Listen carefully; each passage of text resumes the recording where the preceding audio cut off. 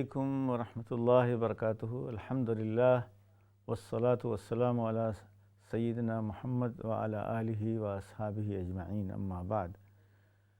تمام تعریفیں اللہ ہی کے لیے لائق ہیں اور درود و سلام ہو ہمارے نبی محمد صلی اللہ علیہ وسلم پر۔ اس مبارک مہینے میں ربیع الاول کے مڈل میں لاکھوں کروڑوں درود رسول اکرم صلی اللہ علیہ وسلم پر بھیجے جا چکے ہیں اور بھیجے جائیں گے۔ غالباً دنیا کی سب سے زیادہ ذکر کردہ شخصیت رسول محمد صلی اللہ علیہ وسلم، اور خاص طور سے اس مہینے میں دنیا کے تمام کونوں میں مسلم اور غیر مسلم ہر جگہ پر ذکر رسول ہی چل رہا ہے، اور ذکر رسول کے ساتھ ساتھ درود شریف کا دور اور ورد بھی چلتا رہتا ہے۔ خود آج درس قرآن کے اس حلقے میں ہم سیرت نبی صلی اللہ علیہ وسلم، رسول اکرم صلی اللہ علیہ وسلم کی وہ حالات اور واقعات جو قرآن کریم میں بہت تفصیل سے آئے ہیں، وہ آپ کے سامنے میں پیش کروں گا۔ خاص طور سے رسول اکرم صلی اللہ علیہ وسلم کا بھیجنے کا مقصد اور آپ کی خصوصیات، آپ کے اخلاق، یہ تو قرآن میں ہیں ہی۔ یا ایھا النبی انا ارسلناک شاہدا ومبشرا ونذیرا وداعیا الی اللہ باذنہ وسراجا منیرا۔ صفات آفٹر صفات جو ہے اللہ کی، اللہ تعالیٰ نے رسول اکرم صلی اللہ علیہ وسلم کی بیان کی ہے کہ اے رسول، ہم نے تمہیں پیغمبر بنا کے بھیجا ہے، اللہ کی طرف بلانے والا بنا کے بھیجا ہے، خوشخبری دینے والا اچھے لوگوں کے لیے اور وارننگ دینے والا برے لوگوں کے لیے، وہ سراجم منیرا، اور ایک سورج کی طرح روشنی پھیلانے والا بھیجا ہے آپ کو، منیر، روشنی پھیلانے والا۔ تو گویا رسول اکرم صلی اللہ علیہ وسلم کی روشنی سے تو سارا عالم منور ہے، جیسا کہ خود رسول صلی اللہ علیہ وسلم نے فرمایا ہے ترکتکم علی المحجۃ البیضاء، میں نے تمہیں ایک کھلی ہوئی شریعت چھوڑ کے جا رہا ہوں، اور لیلھا کا نہارھا، جس کا دن اور رات ایک ہی طریقے سے منور ہے، یعنی یہ نہیں کہا جا سکتا کہ کچھ ڈارک ایریاز ہیں۔ سارے اسلام کے پرنسپلز اور پلرز جو ہیں وہ بالکل آسانی سے سمجھے جانے والے ہیں اور محدود ہیں۔ لیکن رسول اکرم صلی اللہ علیہ وسلم کا جو بعثت کا مقصد تھا وہ چار تھا: قرآن سنانا، قرآن کی تفسیر بیان کرنا، اور حکمت کی تعلیم دینا، عقل مندی کی تعلیم دینا، یعنی ایسے کام جس میں لانگ ٹرم دین و دنیا کی فلاح ہو وہ سکھانا، اور تزکیہ کرنا، یعنی ہمارے اندر جو بری عادتیں، بری خصلتیں، بری خواہشیں ہیں، ان سب سے آپ انسانوں کو پاک کرنے کی کوشش کرنا، یہ جو ہے رسول اکرم صلی اللہ علیہ وسلم کے بھیجے جانے کا مقصد تھا۔ تو حکمت تو سورہ لقمان میں اچھی طرح بیان کر دی گئی ہے، 10-11 چیزیں لقمان علیہ السلام کی زبانی، اور سورہ بنی اسرائیل میں بھی حکمت کی جو چیزیں ہیں، توحید، رسالت، آخرت، معاد پر ایمان لانا، اور اخلاقیات درست کرنا، انسانوں کے ساتھ بھلائی کرنا، اور بھی نیکی کی جتنی چیزیں ہیں وہ سب قرآن کریم میں رسول اکرم صلی اللہ علیہ وسلم کے بھیجے جانے کا مقصد ہے۔ داعیاً الی اللہ، خاص طور سے رسول صلی اللہ علیہ وسلم اللہ کی طرف دعوت دینے والے، اللہ کی محبت سکھانے والے، اللہ سے تعلق جوڑنے والے، اور اللہ سے ڈائریکٹ ریلیشن شپ ہر ایک کی قائم کرنے والے۔ تو یہ بتائیے کہ رسول صلی اللہ علیہ وسلم کی جو شخصیت ہے وہ قرآن کریم میں ایسے ہے جیسے رسول صلی اللہ علیہ وسلم کو مخاطب کر کے اللہ سبحانہ وتعالیٰ ساری انسانیت اور سارے مومنین سے بھی مخاطب ہے۔ اصل تو خطاب قرآن کریم کا رسول صلی اللہ علیہ وسلم کی طرف ہے، جب مسلمانوں کی طرف پھرتا ہے یا انسانوں کی طرف، تو وہ ان کی ہدایت اور ان کے نور اور ان کی گائیڈنس کے لیے جو کچھ بتایا جاتا ہے وہ آتا ہے۔ سب سے پہلے تو رسول صلی اللہ علیہ وسلم کی ساری خصوصیات اور ویژن اینڈ مشن کہ آپ کس لیے بھیجے گئے، کیا کام ہے، اور کیا آپ کس طرح کر رہے ہیں، اور اس میں اگر کوئی کوتاہی ہے تو اس کی طرف تنبیہ، یہ سب بھی ہے۔ سب سے اہم چیز جو ہے قُلْ مَا أَسْأَلُكُمْ عَلَيْهِ مِنْ أَجْرٍ، اے رسول یہ کہہ دو کہ بھائی میں تم سے کوئی فیس نہیں چارج کروں گا، میں تم سے اللہ کا پیغام پہنچانے اور اللہ سے ملانے کے لیے کوئی فیس نہیں چارج کروں گا،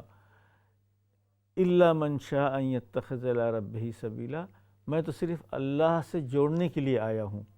اور دوسری جگہوں پہ، دو اور جگہوں پر ہے الا المودۃ فی القربى، کہ میں تو تم سے کوئی فیس اور پیسے نہیں مانگ رہا ہوں اللہ کی بات پہنچانے کے، صرف یہ ہے کہ تم لوگ اگر میری قرابت داری کا خیال رکھ کے میری بات سن لو تو یہی اچھا ہوتا۔ تو کفار مکہ سے گویا رسول صلی اللہ علیہ وسلم کی پلی تھی کہ بھائی میرے رشتہ داری کا بھی خیال رکھو اور میرے رشتوں کا احترام رکھو، جیسا کہ ہم اللہم صلی علی محمد و آل محمد کرتے ہیں کہ اے اللہ درود بھیج، رحمت اور سلامتی بھیج رسول صلی اللہ علیہ وسلم پر اور آپ کے آل اولاد پر اور آپ کے فالورز پر۔ تو یہ گویا رسالت اور نبوت کے آداب تھے۔ اس کے بعد اللہ سبحانہ وتعالیٰ نے دربار نبوت رسول اکرم صلی اللہ علیہ وسلم سے ملنے کے لیے، رسول اکرم صلی اللہ علیہ وسلم سے بات کرنے کے لیے، رسول صلی اللہ علیہ وسلم سے سوشل گیدرنگ کے لیے جو آداب ہو سکتے تھے وہ بھی بتائے ہیں۔ سورہ مجادلہ میں کچھ آداب ہیں، کچھ سورہ تحریم میں ہیں۔ تو سورہ مجادلہ میں تو بہت ہی یعنی اس انداز میں، بہت ہی خوبصورت انداز میں ایک خاتون کی شکایت کا تذکرہ ہے۔ قد سمع اللہ قول التی تجادلک فی زوجہا، اللہ نے اس خاتون کی بات سن لی جو اپنے شوہر کے سلسلے میں آپ سے محو گفتگو تھی اور آپ سے آرگومنٹس کر رہی تھی کہ نہیں میرے مسئلے کا حل دیجئے یا رسول اللہ۔ تو اس گویا اس کی اس پلی پر، اس کی درخواست پر اللہ کی طرف سے اس کا مسئلے کا حل سورہ مجادلہ کے اندر آیا ہے، اور وہ خاتون قیامت تک کے لیے گویا وہ ہو گئی کہ اللہ تعالیٰ نے ان کی بات عرش پر سن کے ان کے مسئلے کا حل پیش کیا۔ تو گویا اسی ضمن میں آگے آتا ہے کہ جب تمہیں رسول صلی اللہ علیہ وسلم سے بات کرنی ہو، یعنی دربار رسول میں حاضری دینا ہو، تو حاضری دینے سے پہلے کچھ صدقہ کر دو، صدقہ کر دو۔ ملنے سے پہلے تھوڑا سا اللہ کے راہ میں، اللہ کے راستے میں غریبوں کو صدقہ کر دو۔ تو اللہ تعالیٰ نے گویا اس بات کی طرف توجہ دلائی ہے کہ اگرچہ رسول کوئی خود فیس نہیں مانگتے ہیں، نہ لیتے ہیں، لیکن اللہ کے راستے میں غریبوں کا بھلا رسول سے ملنے کے لیے یہ پری ریکویزٹ ہے، یعنی یہ شرائط میں سے ہے۔ پھر اس کے بعد اللہ سبحانہ تعالیٰ نے کہا کہ اگر تم سے صدقہ نہیں ہو سکتا ہے تو کوئی بات نہیں، ہر وقت یعنی انسان کو کے پاس صدقہ کرنے کے لیے پیسے نہیں ہوتے ہیں، تو اللہ تعالیٰ نے گویا یعنی انڈیکیشن دے کر معاف بھی کر دیا اور کہا کہ پھر اچھی باتیں کرو اور رسول صلی اللہ علیہ وسلم سے، رسول سے ادب کے ساتھ پیش آؤ۔ پھر دوسری آیات میں دربار نبوت کے جو آداب ہیں ان میں سے یہ ہے کہ لا ترفعوا اصواتکم فوق صوت النبی، اپنی آواز کو بلند نہ کرو رسول صلی اللہ علیہ وسلم کے ساؤنڈ پچ سے، رسول اللہ صلی اللہ علیہ وسلم کے آواز کے لیول سے اونچی آواز نہ کرو۔ ان تحبط اعمالکم وانتم لا تشعرون، اس بدتمیزی اور بے ادبی کی وجہ سے تمہارے نیک اعمال ضائع نہ ہو جائیں، تمہیں پتہ بھی نہ لگے۔ تو گویا رسول اکرم صلی اللہ علیہ وسلم سے بات کرنے کے لیے جو ساؤنڈ لیول اور پچ ہونی چاہیے اس کی بھی تعلیم اللہ سبحانہ تعالیٰ نے قرآن کریم میں فرما دی ہے۔ اور ملنے سے پہلے جو صدقہ کرنے کا حکم دیا ہے یہ بھی دربار رسالت کے آداب میں سے ہے، جو کہ قیامت تک کے لیے اب ہمارے لیے ایک مشعل راہ ہے۔ آج بھی جائیے دیکھیے رسول اکرم صلی اللہ علیہ وسلم کے روضے پر جو لوگ سلام اور درود پڑھتے ہیں وہ کس طرح پن ڈراپ سائلنس کے ساتھ ہوتے ہیں۔ اگرچہ آج کل سوشل میڈیا کی وجہ سے لوگ جو ہے اپنی تصویریں اور ویڈیو بنانا شروع کر دیے ہیں، جو کہ سخت بے ادبی ہے۔ دربار رسول پہ جا کر اپنے آپ کو ریکارڈ کرنا، دوسروں کو بتانا، یہ تو 1 to 1 ریلیشن شپ ہے ہماری اور رسول اکرم صلی اللہ علیہ وسلم کی۔ بہت ہی افسوس کی بات ہے جو لوگ اپنی خاص عبادتوں اور خاص تعلقات کو بھی سوشل میڈیا پر شیئر کرتے ہیں۔ تو یہ قرآن کریم کی جو تعلیمات ہیں دربار نبی صلی اللہ علیہ وسلم کی ادب کی، آواز کی اور پچ کی اور صلاۃ اور سلام کی، یا ایھا الذین آمنوا صلوا علیہ وسلموا تسلیما، اے مومنو رسول کے لیے دعائے رحمت کرو اور ان کے لیے دعائے سلامت اور ان پر سلام بھیجو۔ جس طرح کی آتا ہے کہ جو لوگ رسول صلی اللہ علیہ وسلم کا نام سنتے ہیں اور صلی اللہ علیہ وسلم یا اللہم صلی علی محمد نہیں کہتے ہیں، ان سے زیادہ بخیل دنیا میں کوئی نہیں ہو سکتا ہے۔ اور جو لوگ کہتے ہیں اللہ ان پر ایک مرتبہ کہنے کے بدلے 10 مرتبہ رحمتیں نازل فرماتا ہے۔ تو یہ دو چیزیں میرے سامنے تھیں جو آپ کے گوش گزار کر دیں کہ دربار رسول میں حاضر ہونے کے آداب خود اللہ سبحانہ وتعالیٰ بتاتے ہیں، اور سورہ تحریم میں تو یہ آداب بھی بتائے ہیں کہ رسول صلی اللہ علیہ وسلم اگر کسی کو اپنے گھر بلائیں کھانے کے لیے تو کھانا کھا کے باعزت رخصت ہو جاؤ، وہیں بیٹھ کے گپ شپ مت مارو، کیونکہ رسول صلی اللہ علیہ وسلم اپنی حیا اور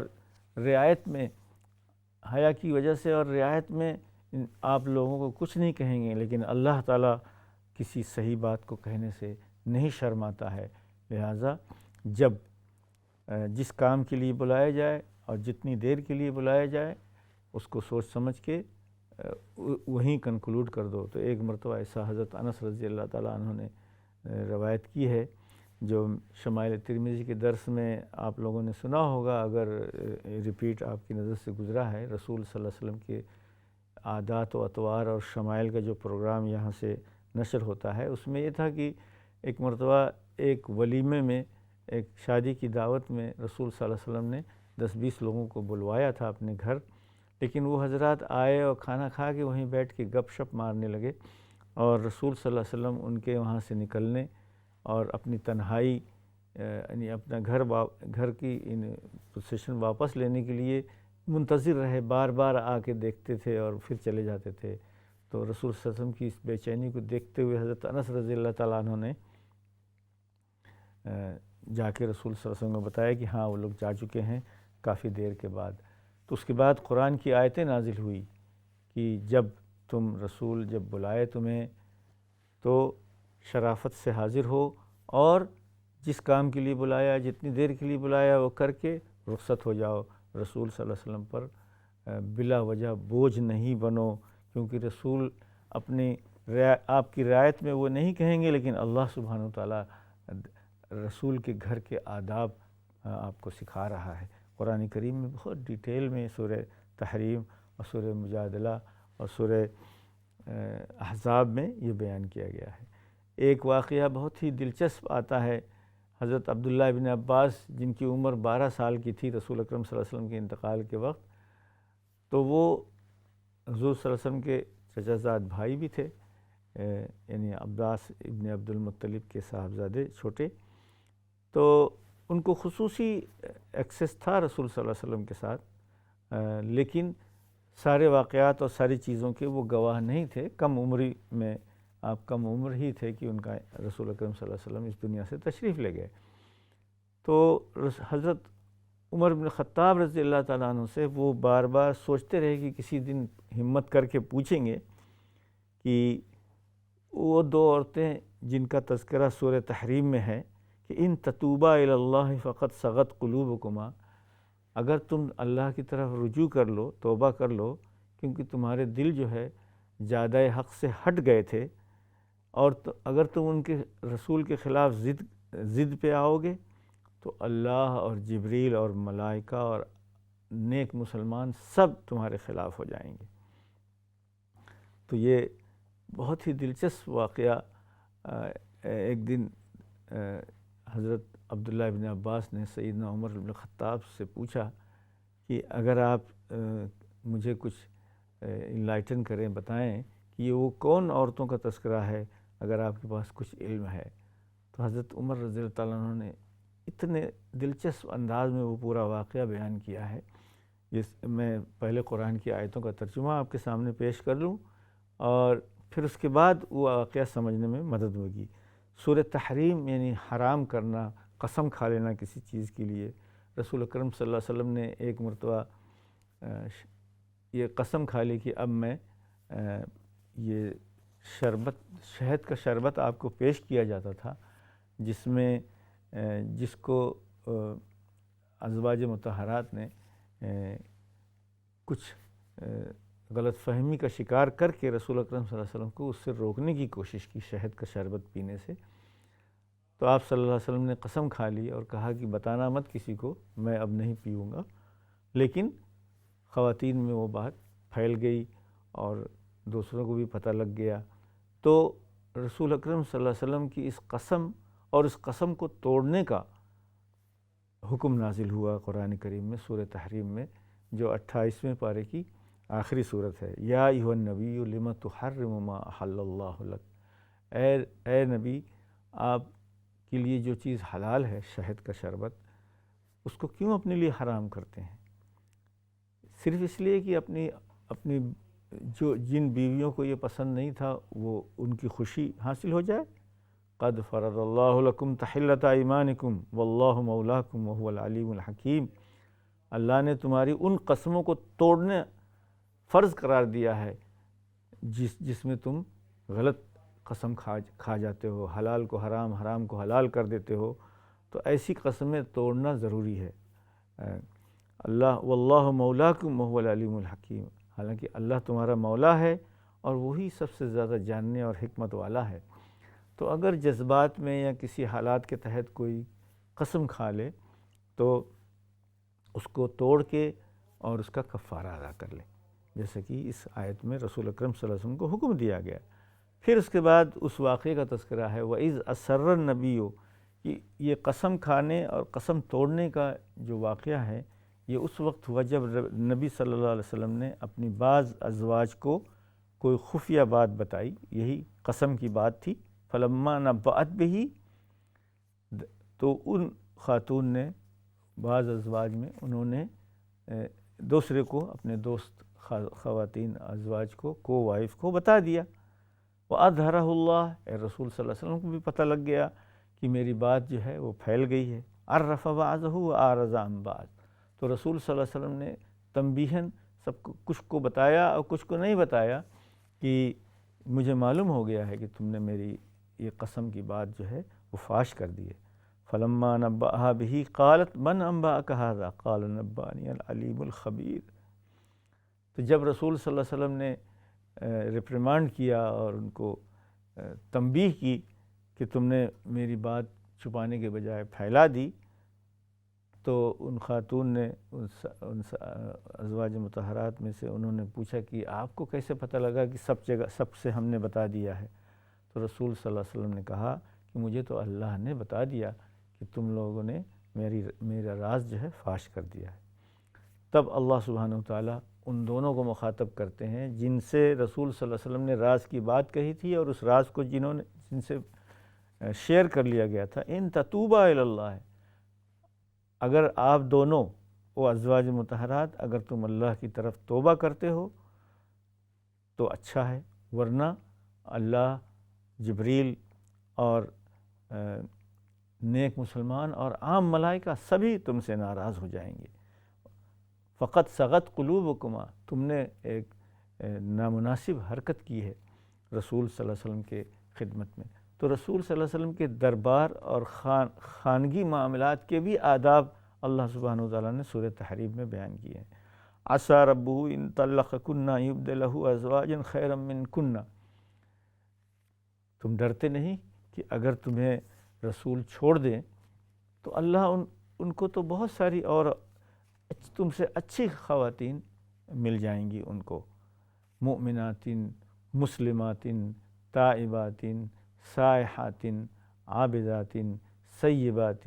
و ابکارا، تو ان اچھی خواتین کی صفت اللہ سبحانہ وتعالیٰ نے قرآن کریم میں بیان کر دی ہے کہ وہ مومن ہوں گی، وہ مسلم ہوں گی، اور وہ عبادت گزار ہوں گی، اور وہ روزہ دار ہوں گی، اور وہ پہلے کبھی یعنی میرڈ ہوں گی یا نہیں میرڈ ہوں گی، یعنی ہر قسم کی چیزیں، لیکن ان کی جو اخلاقی کیریکٹر ہے اس کا اللہ سبحانہ وتعالیٰ نے تذکرہ کر دیا۔ تو یہ جو دھمکی آمیز خطاب ہے اللہ کی طرف سے، تو سیدنا عبداللہ ابن عباس جو ہے وہ سمجھ نہیں پا رہے تھے کہ یہ دو خواتین کون ہیں جن کی طرف اشارہ کیا گیا ہے۔ تو انہوں نے حضرت عمر بن خطاب رضی اللہ تعالیٰ عنہ سے پوچھا، تو حضرت عمر رضی اللہ تعالیٰ عنہ نے اتنی دلچسپ اسٹوری اس کے پیچھے بیان کی، جو کہ میں آج آپ کے ساتھ شیئر کرنا چاہتا ہوں، کہ دربار نبی کی آداب میں جیسے عام مسلمانوں کو ادب کی تعلیم دی گئی ہے، زبان اور آواز کی پچ کی تعلیم دی گئی ہے، اور حاضری سے پہلے صدقہ اور خیرات کرنے کی تعلیم دی گئی ہے، اسی طرح ازواج مطہرات اور گھر والوں کو تعلیم دی گئی ہے کہ رسول صلی اللہ علیہ وسلم سے کیسے معاملہ کرے۔ جیسے کہ کھانے اور دعوت کے سلسلے میں نے بھی آپ کو تذکرہ کیا، تو حضرت عمر رضی اللہ تعالیٰ عنہ نے کہا کہ ارے عبداللہ ابن عباس، تمہیں نہیں پتہ یہ دو خواتین میری بیٹی حفصہ تھیں اور عائشہ، اور کون ہو سکتی ہیں ان دونوں کے علاوہ؟ تو اس بیک گراؤنڈ کے لیے حضرت عمر رضی اللہ تعالیٰ عنہ نے جو قصہ بیان کیا کہ ایک دن میرا انصاری بھائی جو ہے میرا دروازہ بہت زور سے پیٹ رہا تھا کہ کھولو کھولو، یہاں ہے عمر بن خطاب ہیں یا کہاں گئے ہیں؟ تو میں نے گھبراہٹ میں دروازہ کھولا، دروازہ کھولتے ہی میں نے پوچھا کہ کیا ہوا، کوئی باہر کی فوج آ گئی ہے، کچھ حملہ ہو گیا ہے؟ کہنے لگے نہیں، اس سے بھی زیادہ خطرناک بات ہو گئی ہے۔ کیا ہوا؟ رسول صلی اللہ علیہ وسلم نے تمام عورتوں کو، اپنی تمام ازواج کو طلاق دے دی۔ کہنے لگے یا استغفر اللہ، میری بیٹی حفصہ جو امہات المومنین میں سے تھی وہ تو گھاٹے میں ہو گئی۔ میں نے اس کو وارننگ دی تھی کہ تم رسول صلی اللہ علیہ وسلم سے کوئی بیجا مطالبات نہ رکھنا، جو تمہیں چاہیے مجھے کہہ دینا، میں تمہیں لا کے دے دوں گا، لیکن رسول صلی اللہ علیہ وسلم پر پریشر مت ڈالنا۔ اب میں جاتا ہوں۔ فوراً حضرت عمر رضی اللہ تعالیٰ نے فرمایا کہ میں اٹھ کے اپنے کپڑے جمع کر کے فجر کے وقت پہنچ گیا رسول صلی اللہ علیہ وسلم کی خدمت میں۔ رسول صلی اللہ علیہ وسلم کے ساتھ نماز پڑھی۔ نماز کے بعد آپ صلی اللہ علیہ وسلم اپنے گھر تشریف نہیں لے گئے، بلکہ مسجد میں ایک چھوٹا سا حجرہ بنا کے اس میں تشریف فرما ہوئے، اور وہاں ایک پہرا لگا دیا کہ کسی کو آنے مت دینا بغیر میری اجازت کے۔ تو حضرت عمر بن خطاب رضی اللہ عنہ نے فرمایا کہ میں نے سب لوگوں سے پوچھا مسجد میں کہ پھر کیا ہوا، کیا حادثہ ہو گیا ہے جس کی وجہ سے بہت ہی یعنی شور و شرابہ، اور سب لوگ مسجد میں بیٹھے رو رہے تھے، کسی کو نہیں پتہ، کوئی جواب نہیں دے رہا ہے حضرت عمر رضی اللہ عنہ کہ کیا ہو گیا ہے۔ افواہ یہ پھیل گئی کہ رسول صلی اللہ علیہ وسلم نے اپنی تمام ازواج کو طلاق دے دی ہے۔ تو حضرت عمر خطاب رضی اللہ عنہ نے جا کے دروازہ کھٹکھٹایا اور کہا کہ میرے لیے اجازت لو۔ تو غلام جو ہے، وہ جو دربان تھا، وہ گیا رسول صلی اللہ علیہ وسلم سے اجازت لیا۔ آپ صلی اللہ علیہ وسلم نے کوئی جواب نہیں دیا۔ اس نے آ کر حضرت عمر کو ٹکا سا جواب دے دیا۔ حضرت عمر رضی اللہ عنہ پھر آ کے مسجد میں بیٹھ گئے، لیکن ان سے صبر نہیں ہوا، تھوڑی دیر کے بعد پھر گئے، پھر اجازت نہیں ملی۔ تیسری مرتبہ جب آپ گئے ہیں تو آپ کو اجازت ملی دربار نبوی میں حاضری ہونے کی۔ تو حضرت عمر رضی اللہ عنہ نے ایک قصہ بتایا کہ جب میں نے رسول صلی اللہ علیہ وسلم سے یعنی بات کرنے کا جو ادب تھا وہ میں نے شروع کیا کہ پہلے ذرا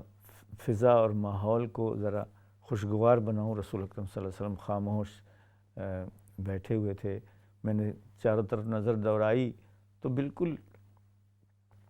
سیدھا سادہ چمڑے کے گدے پر آپ تشریف فرما تھے، اور تکیہ لگانے کے لیے بھی آپ کے پاس کچھ نہیں تھا۔ تو میں نے رسول صلی اللہ علیہ وسلم سے بات شروع کرنے کے لیے کہا کہ یا رسول اللہ، آپ نے غور کیا کہ ہم مکہ والے مکے میں اپنی عورتوں پر غالب ہوا کرتے تھے، اور عورتیں ہم کو حکم نہیں چلا سکتی تھیں، لیکن ہم جب مدینہ آئے تو یہاں دیکھا کہ یہاں انصاری عورتیں بہت اسرٹیو ہیں، اور وہ جو ہیں یہاں کی مردوں کو حکم چلاتی ہیں۔ تو ہماری قریشی عورتوں نے، مکہ کی عورتوں نے مدینہ کے لوگوں سے سیکھ کر ہمیں جواب دینا سیکھ لیا ہے۔ ایک دن میری بیوی نے مجھے پلٹ کے جواب دیا تو میں نے اسے ڈانٹا، تو اس نے کہا کہ تم مجھے کیوں ڈانٹ رہے ہو؟ اپنی بیٹی کو دیکھو، حفصہ رضی اللہ تعالیٰ عنہ، یہ لوگ سب رسول اللہ صلی اللہ علیہ وسلم سے آگے بڑھ کر باتیں کرتے ہیں اور رسول صلی اللہ علیہ وسلم سے ناراض بھی ہو جاتے ہیں۔ تو حضرت عمر نے کہا کہ میں نے اپنی بیوی سے کہا کہ اگر حفصہ نے ایسا کیا ہے تو وہ تو بالکل گھاٹے میں رہے گی، میں جاتا ہوں ابھی اس کو ڈانٹ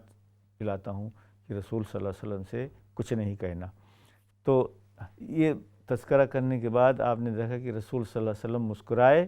تو اس کے بعد پھر اگلا قصہ میں ایک بریک کے بعد آپ کو بتاؤں گا۔ السلام علیکم ورحمۃ اللہ وبرکاتہ۔ لا إله إلا الله محمد رسول الله۔ السلام علیکم ورحمۃ اللہ وبرکاتہ۔ آج کے درس قرآن جو سیرت نبوی سے متعلق ہے، قرآن کریم میں رسول صلی اللہ علیہ وسلم کی سیرت اور آپ کے ویژن، مشن، رسالت کے آداب اور آداب جو ہیں وہ بیان کیے گئے ہیں، اور جو چند الفاظ میں قرآن میں جو چیز آئی ہے اس کو حضرت عمر رضی اللہ تعالیٰ عنہ نے پوری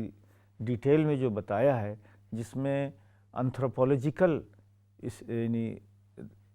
کامنٹس ہیں کہ مکہ اور مدینہ کے 400 میل دور ہونے کے بعد جو کلچر ڈیولپ ہوا تھا، سوشل فیوژن جسے کہیں گے، سوشل کلچر جو بدلا تھا، اور اس کی وجہ سے جو حالات پیش آئے تھے، اور رسول اکرم صلی اللہ علیہ وسلم کی بعض ازواج مطہرات نے کچھ رسول صلی اللہ علیہ وسلم کو اپنے توجہ زیادہ لینے کے لیے انہوں نے کچھ خصوصی چیزیں، کچھ گروپ بنا رکھا تھا۔ تو ان دونوں حضرات کا تذکرہ اس قرآن کی آیت میں ہے، سورہ تحریم میں ہے کہ تم دونوں توبہ کرو اللہ کی طرف، کیونکہ تم نے رسول صلی اللہ علیہ وسلم کو اس طرح ٹریپ کیا کہ رسول صلی اللہ علیہ وسلم نے ایک حلال چیز کو حرام قرار دی، اور اللہ کی طرف سے اس پر عتاب نازل ہوا کہ اللہ نے فرض قرار دیا ہے کہ تم اپنی قسموں کو توڑو، جو قسمیں یعنی نامناسب ہوں۔ ابھی پچھلے دنوں کا واقعہ ہے کہ ایک صاحب نے رنگ کر کے مجھے پوچھا کہ انہوں نے اپنے بیٹے کو گھر سے نکالنے کا قسم کھا لی تھی کہ اگر 6 مہینے میں یہ کام فلاں چیز نہ ہو تو میں ان کو گھر سے نکال دوں گا۔ اور صورتحال یہ تھی کہ میاں بیوی یعنی پیرنٹس جو ہیں وہ اتنے کمزور اور بوڑھے ہو گئے ہیں کہ وہ اس بچے کے بغیر رہ بھی نہیں سکتے صاحب۔ تو اس قسم کے سلسلے میں جب مجھ سے سوال کیا گیا تو میں نے اسی کا حوالہ دے کے بتایا کہ ایسی قسمیں جو مشکلات میں انسان کو ناجائز ہو، صحیح نہ ہو، اور انسان غصے میں یا کسی وجہ سے ایسی قسم کھا لے تو وہ قسم توڑنا ضروری ہے، جیسے کہ سورہ تحریم میں یہ آیا ہے۔ تو حضرت عمر رضی اللہ تعالیٰ عنہ کی جو اسٹوری تھی وہ ایسی ڈیٹیل انالیسس ہے مکہ و مدینہ کے کلچر کی، اور رسول صلی اللہ علیہ وسلم کے گھر کے کلچر کی، اور آداب رسالت یعنی گھریلو جو آداب ہیں جن کو پھر بعد میں حضرت عائشہ اور حضرت حفصہ رضی اللہ تعالیٰ عنہ نے، یہ دونوں پڑوسن تھیں اور ان دونوں میں خاصی دوستی تھی۔ تو حضرت عمر رضی اللہ تعالیٰ عنہ نے فرمایا، حضور صلی اللہ علیہ وسلم سے بات کر رہے ہیں کہ یا رسول اللہ آپ دیکھیں، میں حفصہ کے ہاں گیا اور میں نے ان سے کہا کہ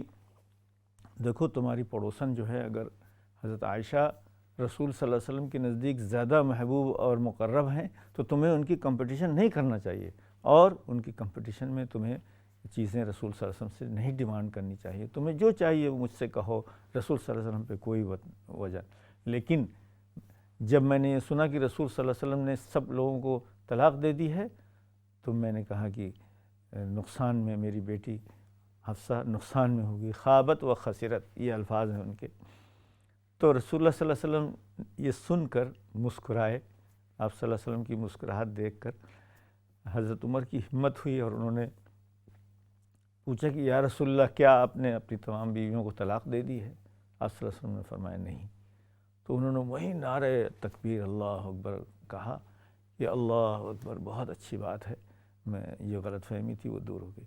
پھر اس کے بعد حضرت عمر رضی اللہ تعالیٰ عنہ نے بیان کیا کہ میں نے رسول صلی اللہ علیہ وسلم سے عرض کیا کہ یا رسول اللہ، آپ شاہد و عالم ہوتے ہوئے اس جگہ پر اتنی قسم پرسی کی حالت میں ہیں، دعا کیجئے کہ اللہ ہمارے لیے بھی دنیا کے آسائش و آرام کھول دے. تو حضور صلی اللہ علیہ وسلم لیٹے ہوئے تھے، ایسے ٹیک لگا کے آپ اٹھ کے بیٹھ گئے، اور آپ صلی اللہ علیہ وسلم نے تنبیہ کے انداز میں حضرت عمر سے کہا وفی ھذا انت ابن الخطاب، اے خطاب کے صاحبزادے عمر، تم ابھی اسی چکر میں ہو کہ دنیا کی ناز و نعمت اور دوسری چیزیں ہمارے پاس کیوں نہیں ہیں؟ تلک طیباتہم اجلت لہم فی الحیات الدنیا. رسول صلی اللہ علیہ وسلم نے اس پر توجہ کی کہ دیکھیے غیر مسلموں کے یہاں جو زیب و زینت و آرائش اور آرام وہ ہے، یہ ان کی آخرت کی چیزیں ہیں جو ان کو دنیا میں ہی دے دی گئی ہیں. میرا کیا ہے؟ میں تو رسول صلی اللہ علیہ وسلم نے فرمایا میں تو ایک مسافر کی طرح درخت کے سائے میں یہاں بیٹھا ہوا ہوں اور آگے مجھے منزل پہ جانا ہے. تو گویا حضرت عمر رضی اللہ تعالیٰ عنہ نے پہلے تو سوشل اور فیملی کانفلکٹ پر جو کلچرل چینج ہوا تھا اس کی طرف توجہ دلائی، پھر غلط فہمی کو دور کیا، اور پھر رسول اللہ صلی اللہ علیہ وسلم نے حضرت عمر کی بھی تربیت کی کہ دنیاوی جاہ و جلال جو ہے اس کی تمنا مت کرو. حالانکہ علامہ اقبال نے کہا ہے کہ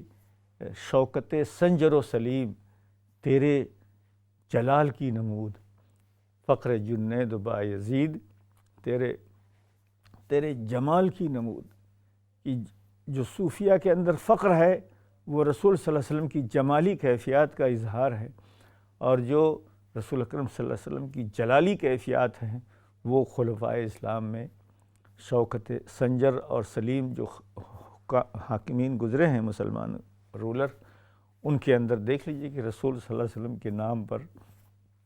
انہوں نے دنیا میں کتنی لمبی اور دور دور تک حکومت کی ہے، وہاں پر جلال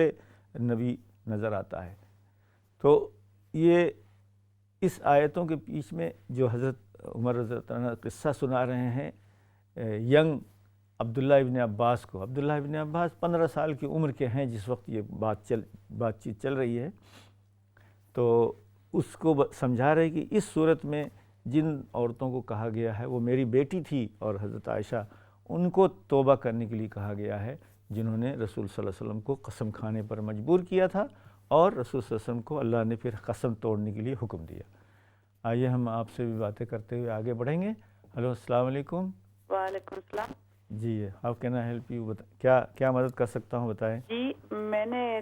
کہتے ہیں کہ قضا نماز نہیں پڑھنی چاہیے، تو اس کے بارے میں بتائیں کہ کیا ہے. جی قضا نماز. میں فون رکھتی ہوں پھر بتانا. جی شکریہ. جی، یہ قضا نماز کا مسئلہ جو ہے کافی آتا رہتا ہے اور ظاہر ہے ہمارے ذہن میں رہتا ہے. تو دراصل پہلے یہ بات سمجھ لیں کہ رسول صلی اللہ علیہ وسلم سے پوچھا گیا خاص طور سے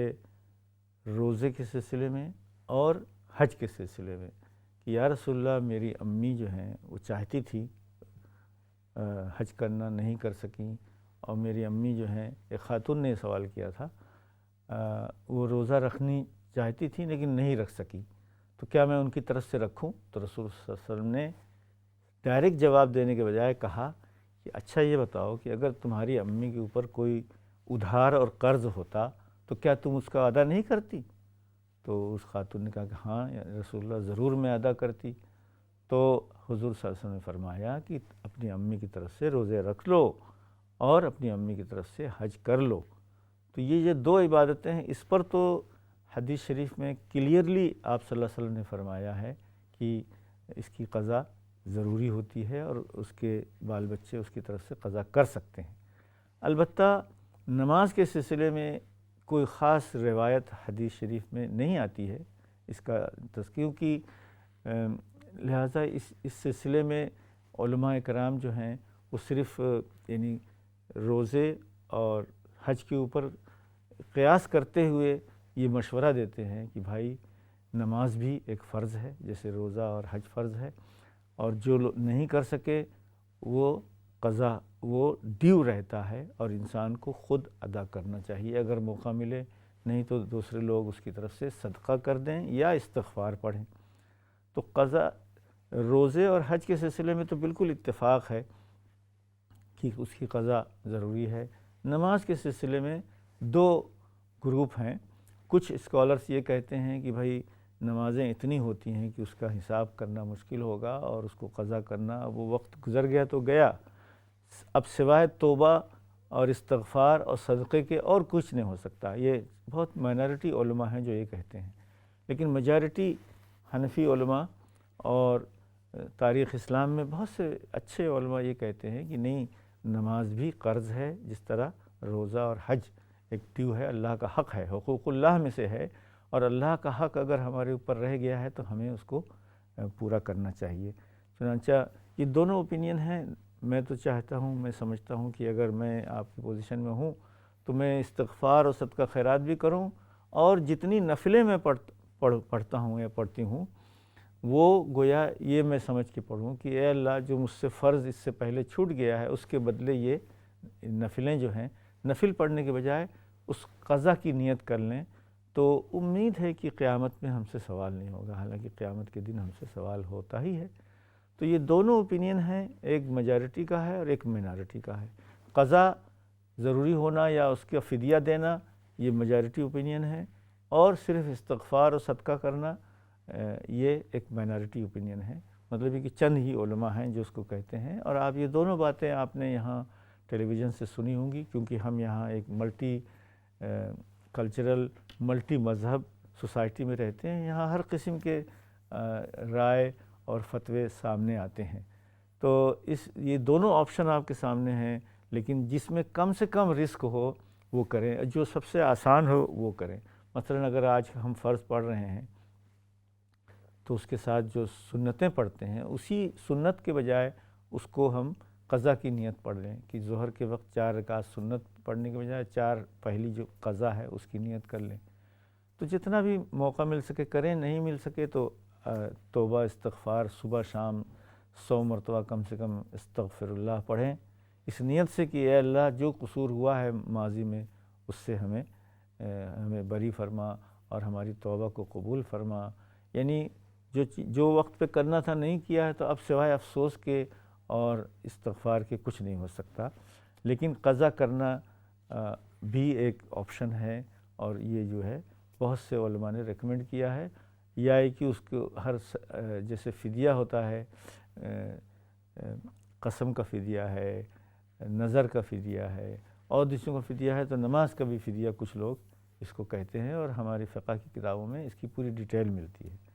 تو آئیے ہم واپس چلتے ہیں۔ رسول صلی اللہ علیہ وسلم نے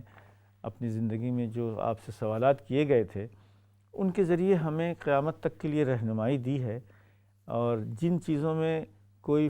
ہارڈ اینڈ فاسٹ یعنی بالکل کلیئر بلیک اینڈ وائٹ جواب نہیں ہے، تو اس میں گنجائش ہوتی ہے کہ ہم جو ہمارے لیے اپنے حالات کے حساب سے سوٹیبل ہو اس پر عمل کریں، اور جو آسان ہو، جو پاسبل ہو، کیونکہ اللہ سبحانہ وتعالیٰ نے سورہ بقرہ کے اخیر میں فرمایا ہے لا یکلف اللہ نفسا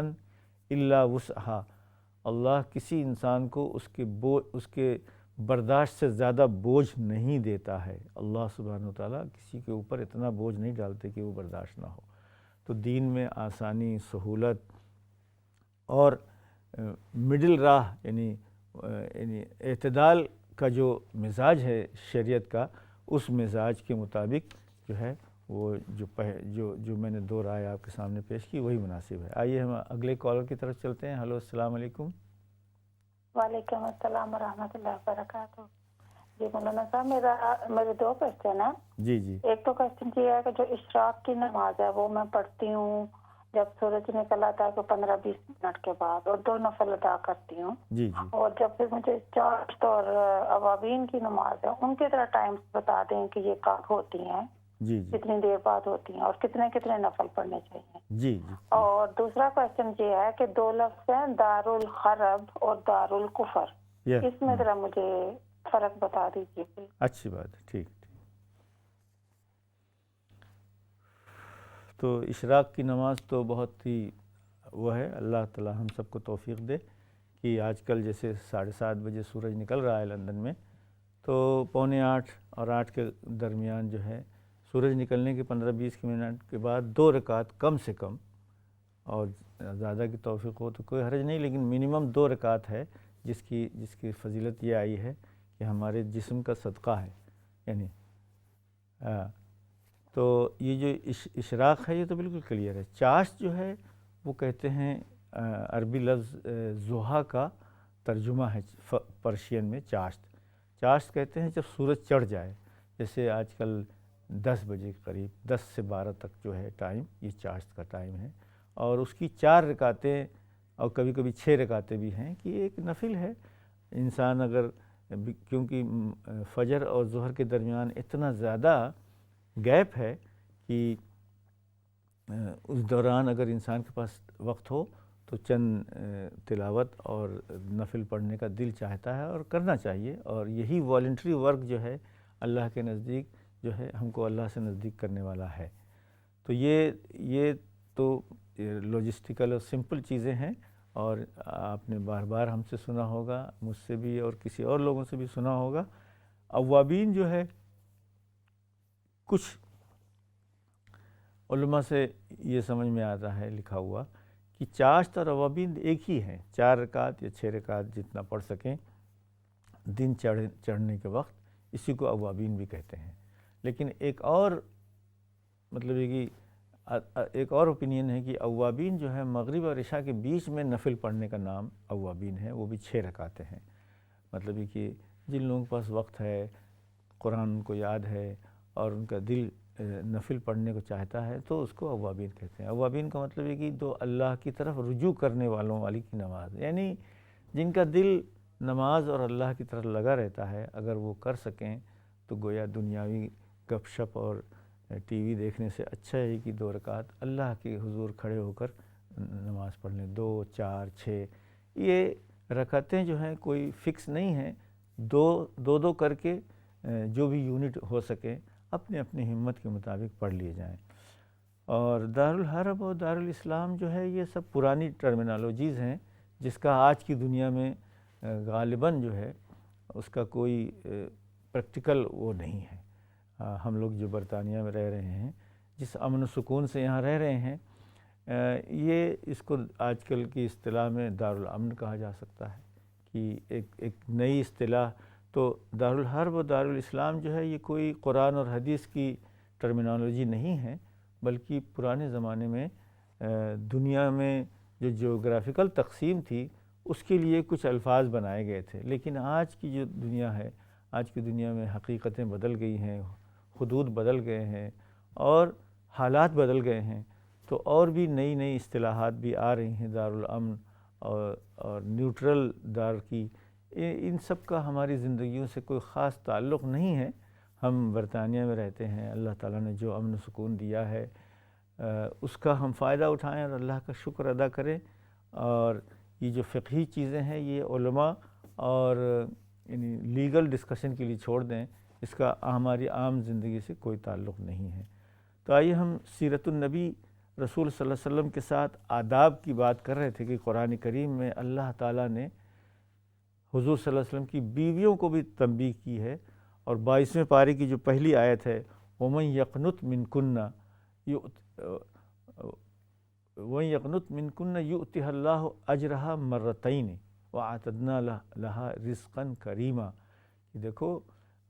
رسول صلی اللہ علیہ وسلم کے ساتھ باادب رہو اور ہوشیار رہو، اگر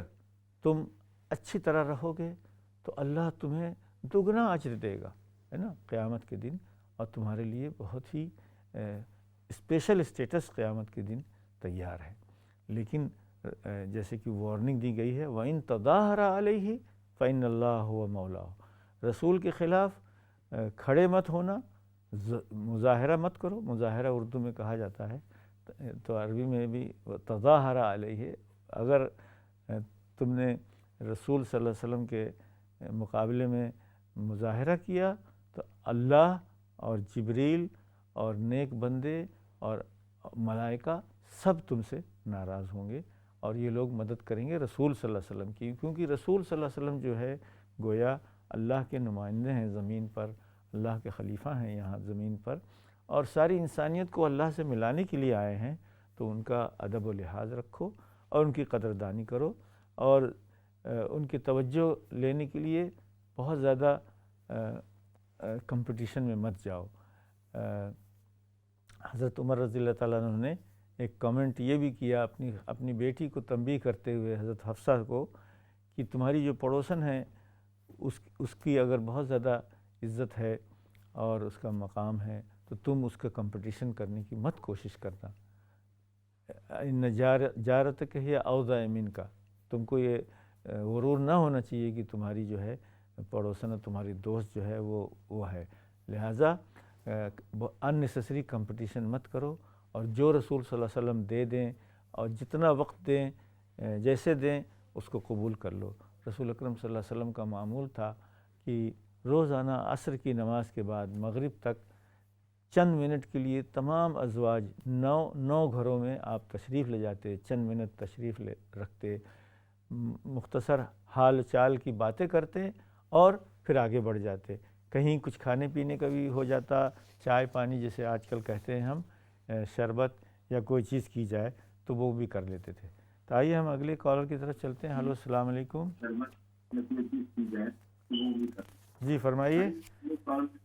ہیلو السلام علیکم۔ جی وعلیکم السلام، کیا مدد کر سکتا ہوں بتائیے۔ السلام علیکم۔ ہاں آپ ذرا ٹیلی فون پہ ہم سے بات کریں، ٹی وی میں اگر آپ سنیں گی تو وہ ایکو آئے گا۔ جی فرمائیے، کیا کہنا چاہ رہی ہیں؟ یہ پوچھنا تھا کہ اپنے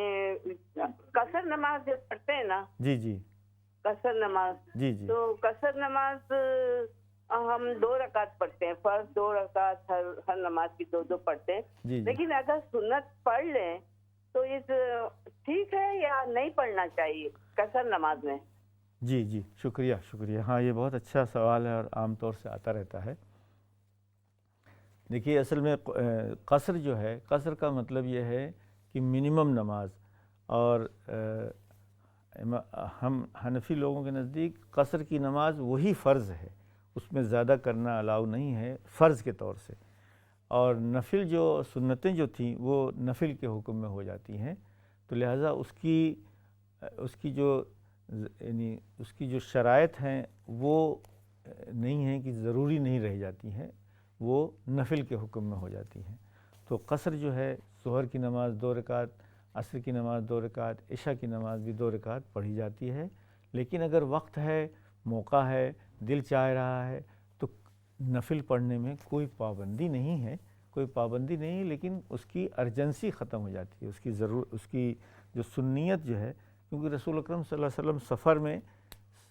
سفر میں جب تشریف لے جاتے تھے تو صرف منیمم فرض ہی پڑھا کرتے تھے، کیونکہ اس زمانے میں سفر جو ہے بہت سخت اور بہت ہی مشقت آمیز ہوتا تھا، اور بہت منزل پر پہنچنا جو ہے ایک بہت ضروری چیز ہوتی تھی۔ آج کل اللہ تعالیٰ نے ہمارے لیے بہت کچھ سہولیات پیدا کر لی ہیں، تو ہمارے پاس وقت بھی ہو سکتا ہے،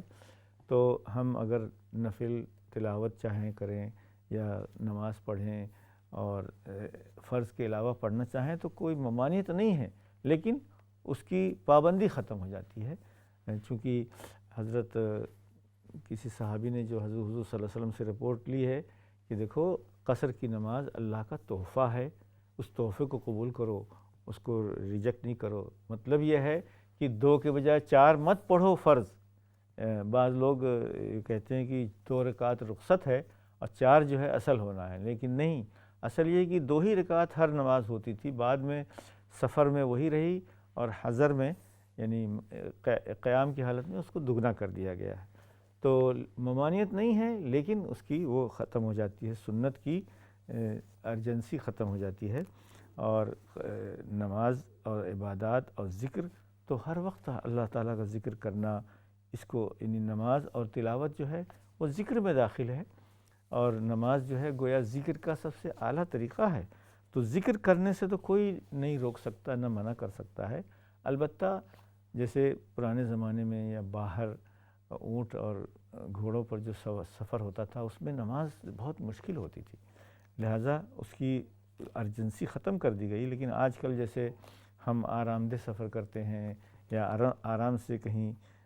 5 اسٹار ہوٹلوں میں ٹھہرے رہتے ہیں تو پڑھنے میں کوئی حرج نہیں ہے، ایکسٹرا نفل سنت کے نام سے یا نفل کے نام سے جو بھی کریں، اللہ تعالیٰ ہمیں اپنے ذکر پہ دائم و قائم رہنے کی توفیق عنایت فرمائے۔